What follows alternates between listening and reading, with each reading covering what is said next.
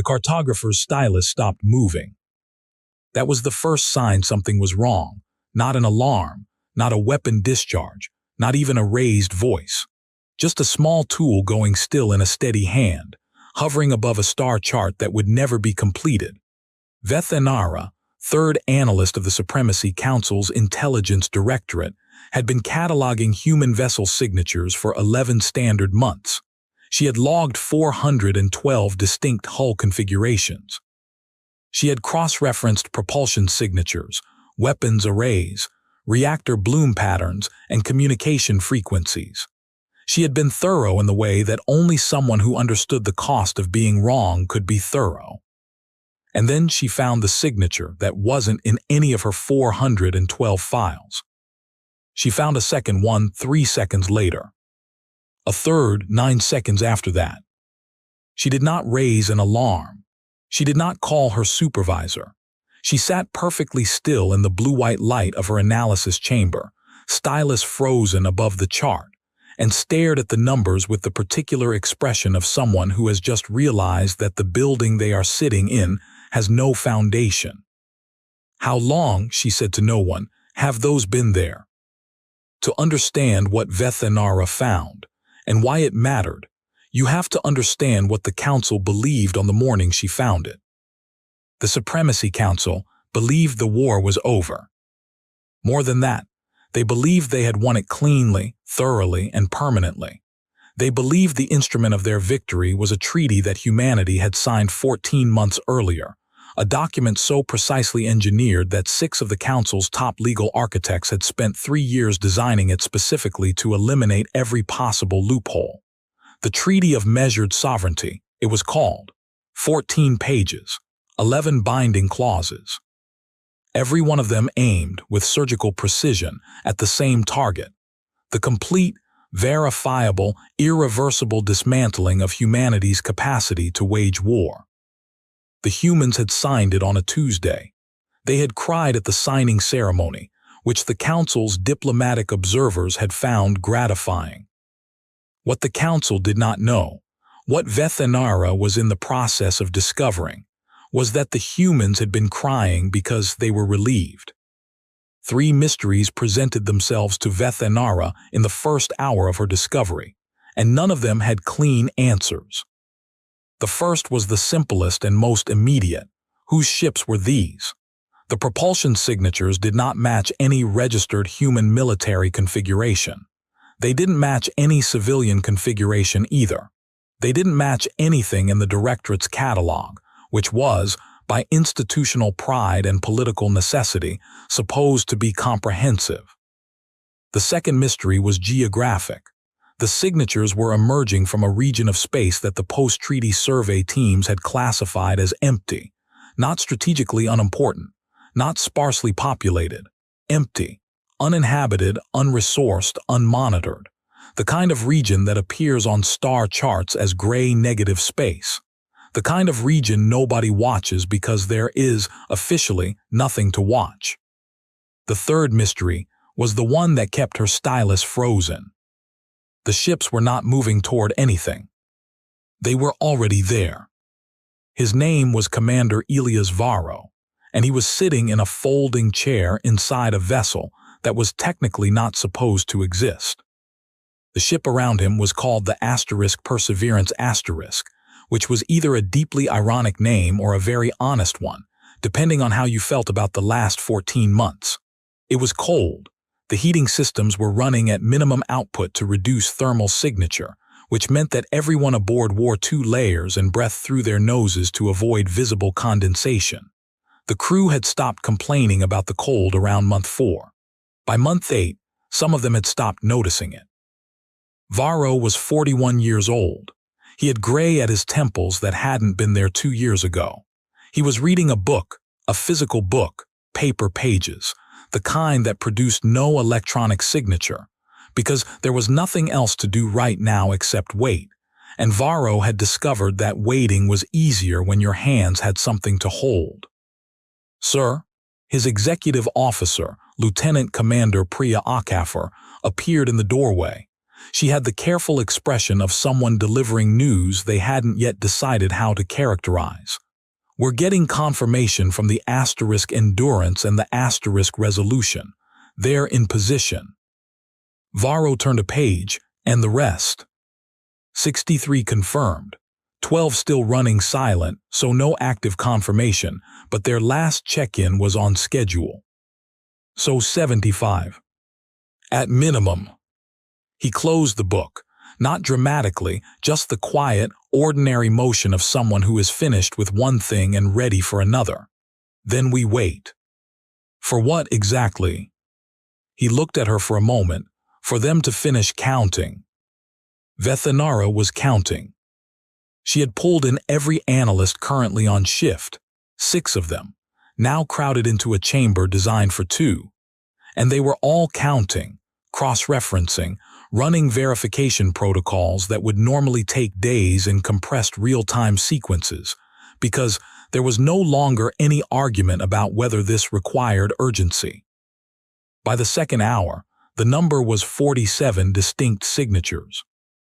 By the third hour, it was 61. They're not appearing, said junior analyst Torvin, who was young enough that his voice still cracked slightly under pressure. They were already there.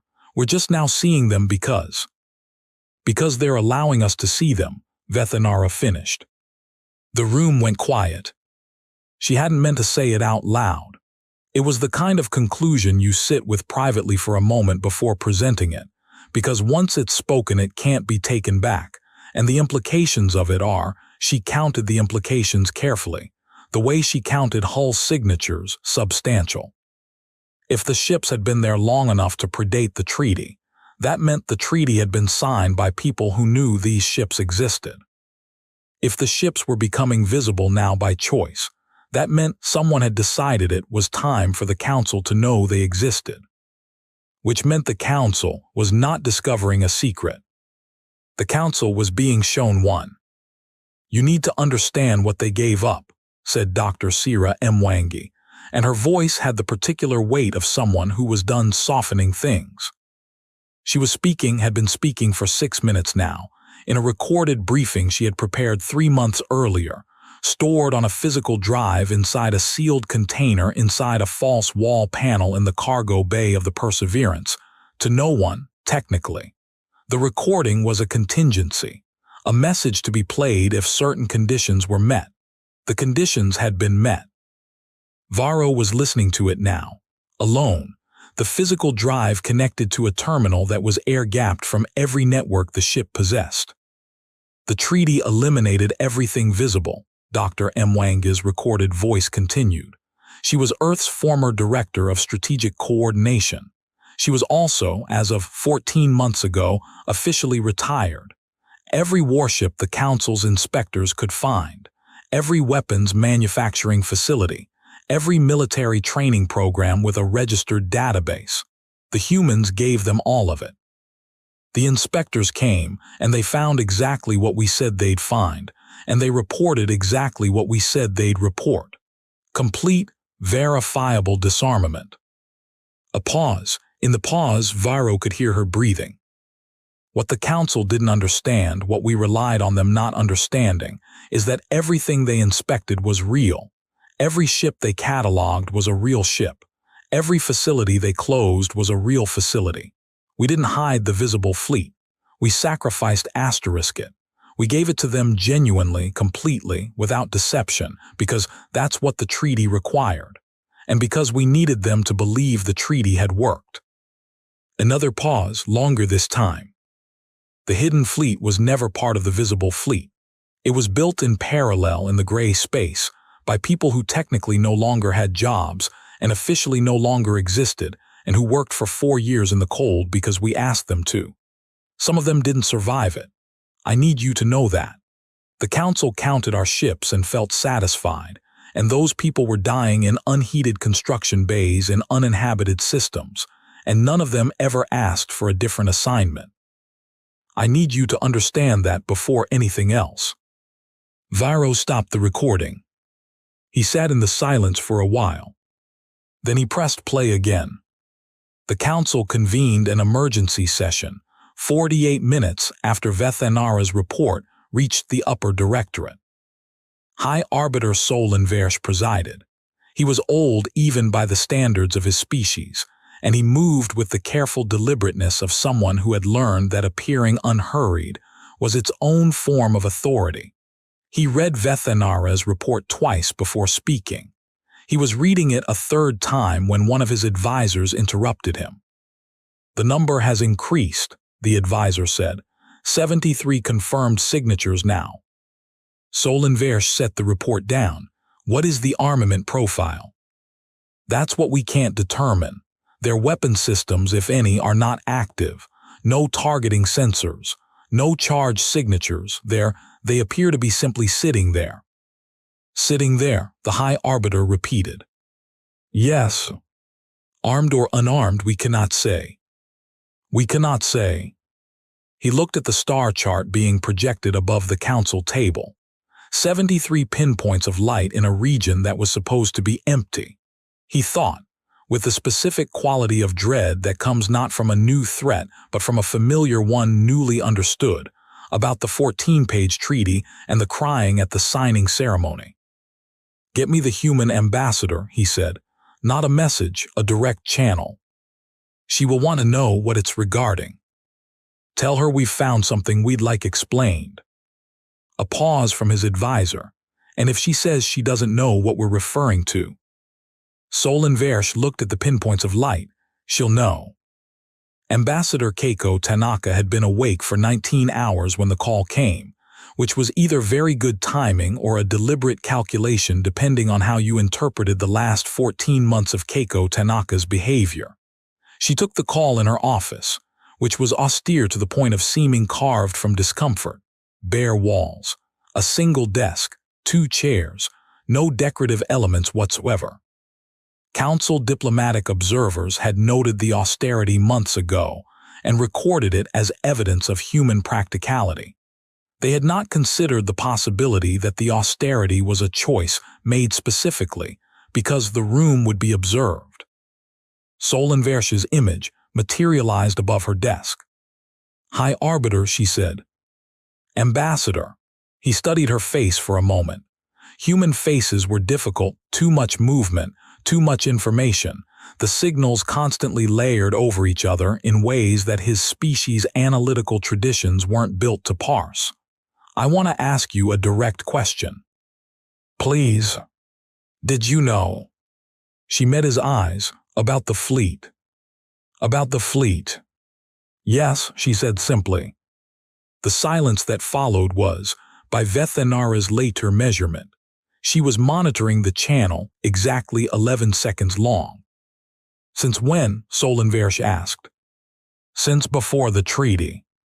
Another silence, shorter. "The treaty was honored completely," Keiko said. Her voice was not apologetic. It was not triumphant. It was the voice of someone reading a statement of fact that has been rehearsed to the point of becoming genuinely felt. "Every vessel your inspectors cataloged was decommissioned. Every facility your teams identified was closed. We gave you exactly what we signed away. Not a single clause was violated. You built a second fleet. We built a fleet that never appeared in any clause." "That is," he stopped. She watched him search for the word. "That is not the same as honoring the spirit of the agreement." "No," she agreed quietly, "it isn't." Here is what the council had not understood about the treaty, and what Vethanara was beginning to understand now, running the numbers in her analysis chamber with 6 other analysts breathing recycled air around her.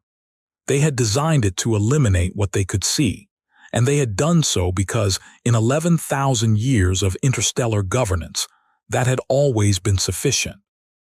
Every other civilization the council had brought to heel had followed the same pattern. You identified the military capacity. You cataloged it. You required its elimination. You verified the elimination. The civilization, stripped of its capacity, became manageable because the capacity was the civilization's power and the civilization knew it, and knowing it meant accepting the new reality. What the council had never encountered, the thing that made Vethanara's stylus freeze, The thing that made the High Arbiter's voice go careful and deliberate on an open channel. The thing that was now being whispered in 11 different languages, in 11 different secure rooms across the Council's governance apparatus, was a civilization that had voluntarily, genuinely, without deception, surrendered its visible power. Because it had spent the previous 4 years building a different kind of power that wouldn't be visible. Not hidden through deception, hidden through sacrifice. Not concealed from inspectors. Built in places inspectors would never look because there was no reason to look there. The Council had been looking for humanity's military capacity. Humanity had handed it to them and built another one in the meantime. They gave up everything real, Torvin said, very quietly, in the analysis chamber. He was reading through the construction timeline his team had spent the last hour reconstructing. Look at these dates. They started building the hidden fleet before the treaty negotiations even began. Vethenara looked at the dates. He was right. They signed the treaty knowing, she said. They signed it offering something that was already obsolete. The room was very quiet. How many people died, she asked, building this? No one answered. The number wasn't in any file she could access, because the people who had built the hidden fleet had been doing so in systems where no one was keeping records, with no medical infrastructure and minimum heating and 4 years of isolation, and some of them had simply not come back, and the ones who had come back had told no one because there was no one to tell. Varro was reading the second half of the recording when the update came. Akefer opened the door without knocking, which she only did when the news was time-sensitive. Council has opened a direct channel to Ambassador Tanaka. How long ago? 40 minutes, it's still open. He set the drive down. She's letting it run long. 14 minutes past the standard maximum diplomatic channel duration. Varro thought about that. Keiko Tanaka did not do things accidentally, which was either inspiring or alarming depending on which side of the table you were sitting on. Any signal from her end. No direct signal, but Akefer paused, and the pause had the texture of someone making a decision about how to phrase something. The channel's encryption signature shifted 30 seconds ago. Shifted how? It's now using human-side encryption instead of Council standard, which means Council can still hear the conversation, but they can't. She stopped again. Can't authenticate the recording, Varro finished. Right. He picked up the drive again, turned it over in his hands. A recording that couldn't be authenticated was a recording that couldn't be used as evidence, which meant whatever Tanaka was about to say was for the High Arbiter's ears and no one else's. Deniable, personal, off the formal record. She's offering them a way out, he said. Akefer looked at him. What kind of way out? The kind where they get to pretend they chose this. Here is what I want to propose, Keiko Tanaka said, and she shifted her posture slightly, a small motion, barely perceptible but enough that Sol Inversh's eyes tracked it instinctively, because even across species, the body speaks before the voice. Not a renegotiation. The treaty stands. Every clause remains binding. We will decommission the hidden fleet if the Council chooses to invoke its right to demand compliance. The High Arbiter's expression didn't change. He had very good control of his expression. And if we don't invoke that right, then we would like to discuss a different kind of relationship. He was quiet for a long moment. You are aware, he said finally, that what you've described, this fleet, this construction program, the sacrifice of your visible military capacity, represents a level of strategic patience that is, frankly, without precedent in Council records. I know. We have 11,000 years of records. I know. You built a fleet in secret over 4 years, in conditions that were almost certainly lethal by people who officially did not exist, specifically so that when we stripped away everything we could see, there would be something we couldn't see. And then you waited. You attended the signing ceremony. You watched your warships get decommissioned, and you waited. Yes. Why? She took a breath. It was the first visible sign of effort she had shown in the entire conversation. And Solenversh noted it with the particular attention of someone who understood that a controlled person showing effort was more significant than an uncontrolled person showing fear. Because we needed you to believe the treaty worked, she said. We needed you to feel satisfied, not suspicious, not watchful, satisfied, so you would stop looking. So you could be safe. So we could be ready, she corrected gently. There's a difference.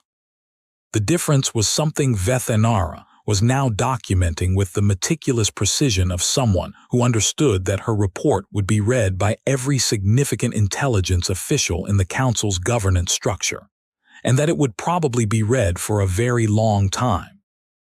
The difference between safe and ready was the difference between a civilization that had accepted its diminishment and a civilization that had used its diminishment as camouflage. The Council had imposed the treaty expecting the former. They had received the latter, wrapped in perfect, verifiable, legally impeccable compliance. She pulled up the construction logs her team had managed to reconstruct, fragments mostly, pulled from energy usage anomalies and supply chain inconsistencies in sectors that no one had been watching.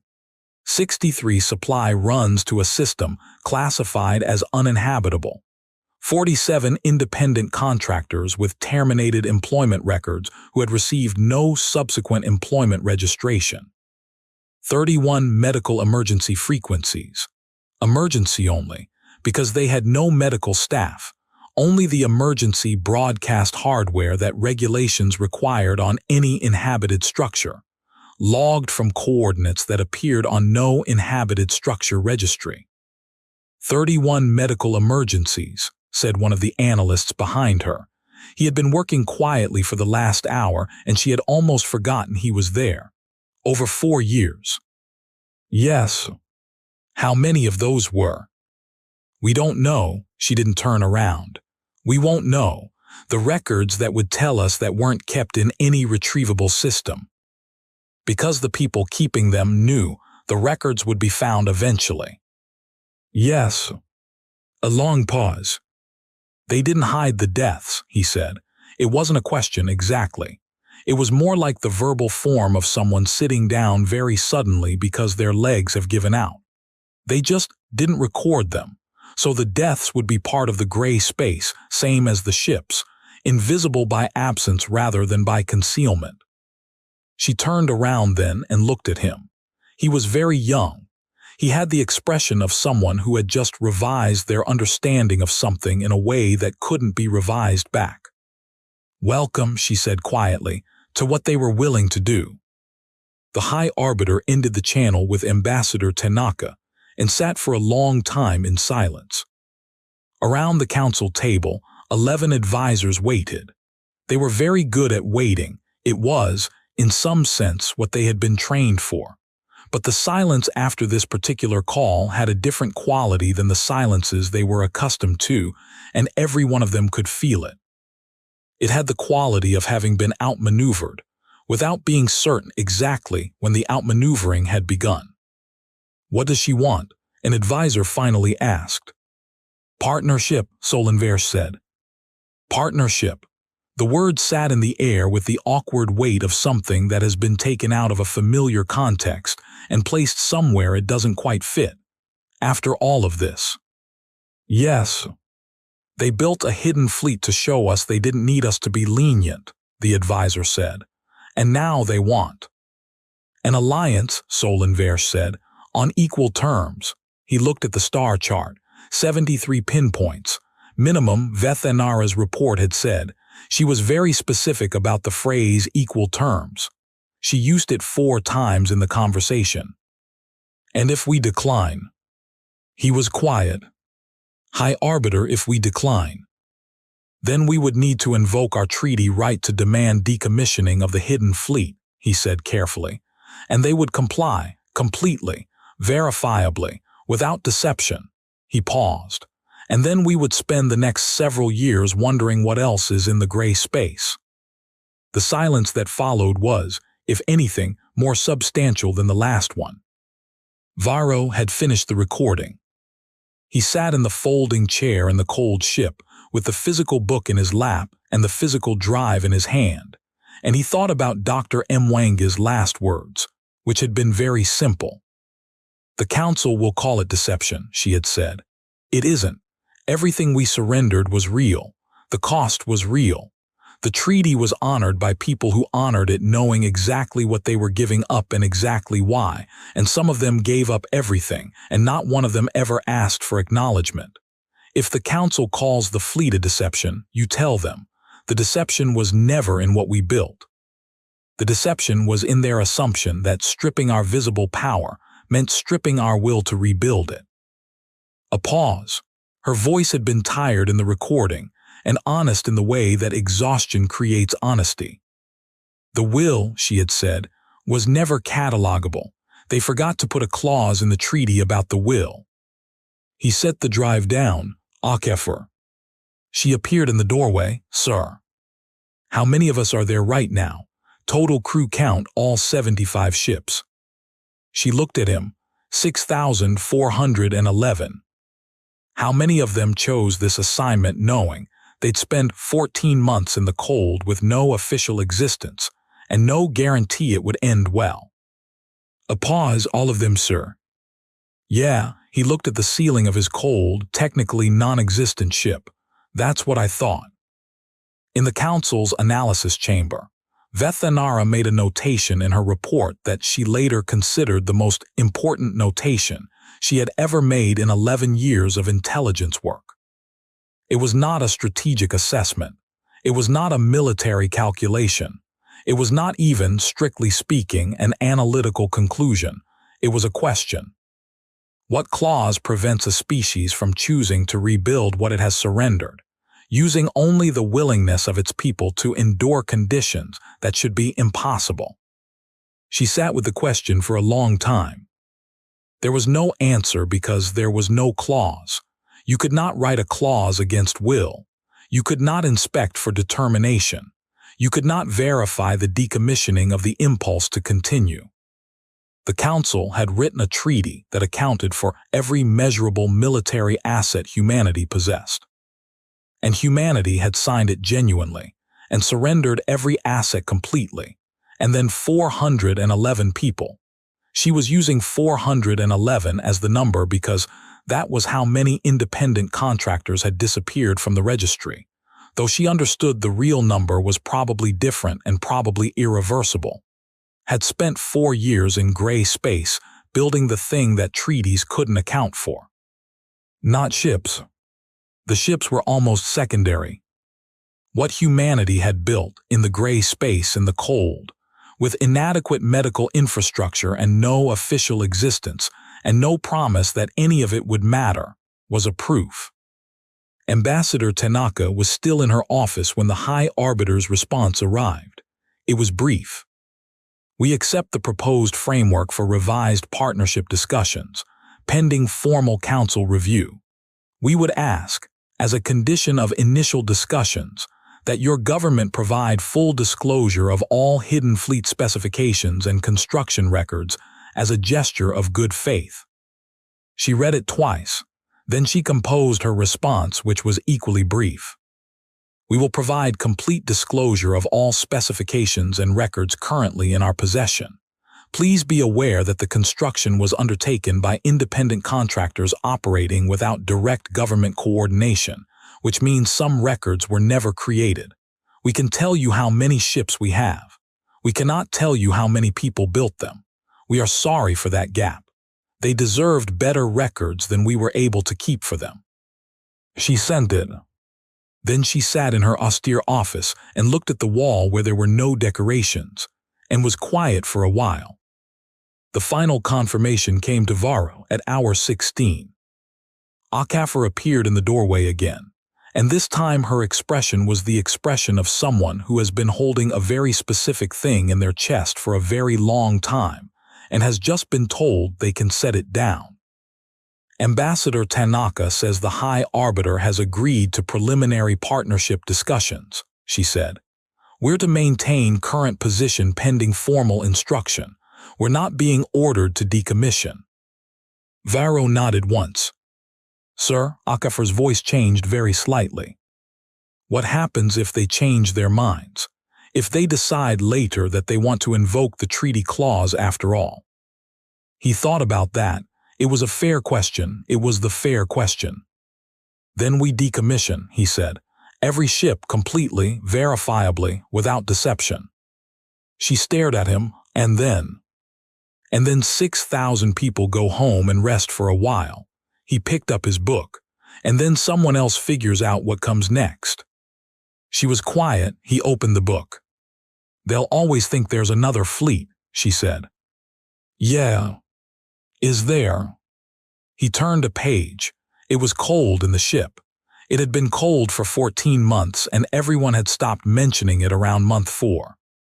I genuinely don't know, he said, and his voice had the specific quality of honesty that only exists in people who have been cold for a very long time and are too tired to perform certainty they don't have.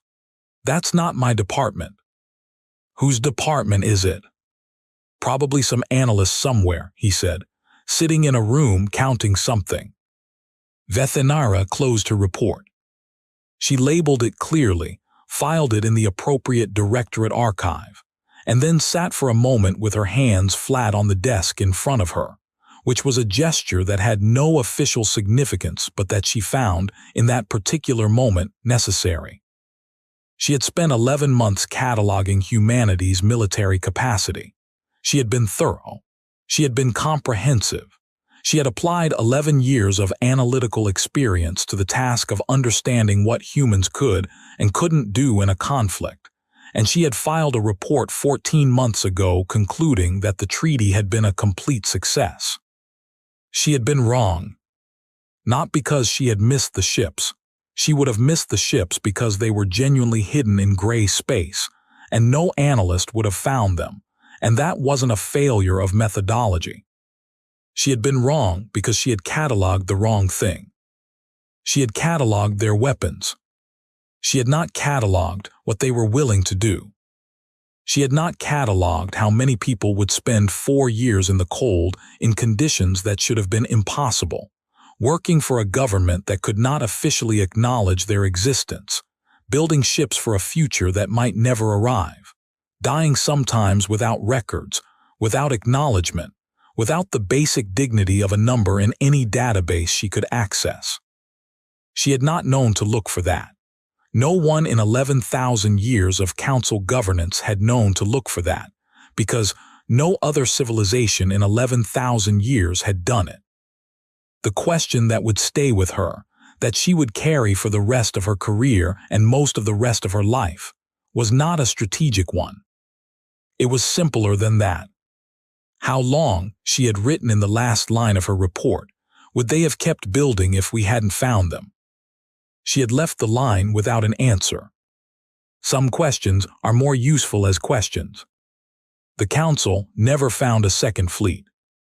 This was either because there was no second fleet, or because, as Vethinara's report had been careful to note in its appendix, in language that was deliberately and precisely not a conclusion but simply an observation, the absence of evidence is not, in the case of this particular species, evidence of absence.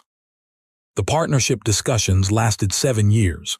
They were, by most accounts, productive. Ambassador Tanaka attended every session. She always arrived slightly early and left slightly late, and she sat in her chair with the particular stillness of someone who has learned that patience is not the absence of urgency, but the discipline to deploy urgency at the exact correct moment. Solon Versh watched her across the table for 7 years, and on the last day of the final session, when the revised partnership accord had been signed and the formal ceremony was concluding, he said something to her that was not recorded in the official transcripts. He leaned across the table very slightly and said, "The will, that is what we forgot to address." She looked at him. "There is no clause," he said quietly. "That eliminates the will to continue." "No," she agreed, "there isn't. We should have thought of that." She held his gaze for a moment, and something passed across her face that was not quite a smile, but was not the absence of one either. "You would have had to write a very different kind of treaty," she said. He nodded slowly. "What kind?" She gathered her papers, stood, looked at him once more with the expression of someone who has been keeping something for a long time and has decided in this specific moment that it can finally be let go. "The kind that treats the other party as something that won't stop," she said. "Not because it can't be stopped, but because stopping, even temporarily, even completely, is just how it learns the shape of what it's building next." Varro read about the partnership accord in a physical newspaper, the kind printed on actual paper, sitting in a cafe in Lisbon that was warm in the way that only a place can be warm when you have spent a very long time somewhere cold. He read the article twice. Then he folded the newspaper, finished his coffee, and sat for a while looking at the street outside, where ordinary people were walking in ordinary directions doing ordinary things that had no strategic significance whatsoever. Somewhere in gray space, the Perseverance was being formally decommissioned, its hull signatures finally added to a catalog that would now include them, its existence finally becoming official in the moment it ceased. He thought about the 400 people, the real number, not the 411. The real number was never cataloged, but he knew it the way you know things that have cost you something, who had built ships in the cold, and not all of them had come back. And their names were not in any treaty, and not in any report, and not in any partnership accord. And they were not in any database that any analyst anywhere was using to calculate humanity's capacity. They were in the gray space. The permanent kind. He ordered another coffee. Outside, ordinary people walked past in the warm Lisbon afternoon, and none of them knew, not specifically, not concretely, how many people had spent how long and how much cold so that the morning they were walking through could remain ordinary. They didn't need to know. That was the thing the council would spend decades trying to understand, the thing that would become the central question in a dozen academic disciplines, and 100 intelligence assessments, and one very famous report by an analyst named Vethanara who had once held a frozen stylus above an incomplete star chart and asked a question that didn't have a comfortable answer. The thing was not that humans had built a hidden fleet. The thing was that 6,000 people had spent 14 months in an uninhabitable cold, officially non-existent, and when the order had finally come, not to fight, just to sit there and be visible, every one of them had simply continued to sit. Waiting, patient, ready. Not because they had been told the waiting would end. Not because they had been promised it would work. But because the species they belonged to had looked at 11,000 years of interstellar governance, and all the treaties, and all the catalogs, and all the inspectors and clauses and verifications, and had understood, had deeply, practically, sacrificially understood, that the only thing that cannot be inspected, cannot be catalogued, cannot be stripped by any clause ever written, is the part of a living thing that simply refuses to believe it is finished. The Council was the strongest force in the known galaxy. They had 11,000 years of precedent, and the most comprehensive legal apparatus in recorded history, and the most advanced military infrastructure across 47 systems. They had thought humanity was finally, completely, verifiably disarmed. They had been right. They had simply failed to understand that disarmed, for humanity, was not a final state.